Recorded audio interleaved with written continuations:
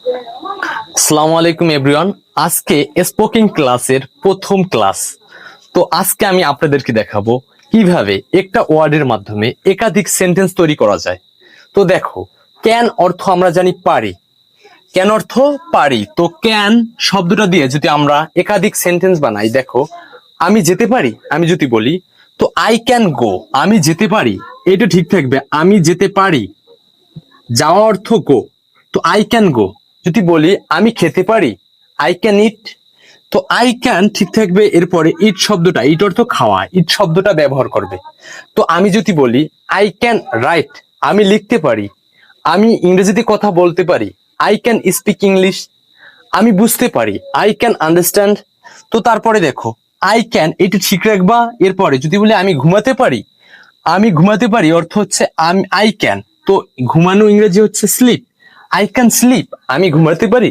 তো যদি আমি বলি আমি বুঝতে পারি, আই ক্যান, এটা ঠিক থাকবে আই ক্যান আন্ডারস্ট্যান্ড। তো আমি ইংরেজিতে কথা বলতে পারি, I can speak English, I can এরপরে স্পিক ইংলিশ। এরপরে আমি যদি বলি যে কুড শব্দের অর্থ হচ্ছে পারতাম, কুড অর্থ কি পারতাম, যদি লিখি আমরা ফুড, COULD, কুড অর্থ পারতাম, পারতাম। তো আমরা যদি বলি আমি কথা বলতে পারতাম, আই কুড স্পিক ইংলিশ, আমি ইংরেজিতে কথা বলতে পারতাম। তো আমি যদি বলি এই যেতে পারি, এখানে যদি বলতাম আমি যেতে পারতাম, তো আই কুড, এই ক্যানের জায়গায় কুড হতো আর গো থাকতো, আমি যেতে পারতাম, তো আই কুড গো হতো। তো যদি বলি আমি খেতে পারিছিল, তো আমি যদি বলি আমি খেতে পারতাম, এইখানে ক্যানের জায়গায় কুড বসালে হয়ে যেত।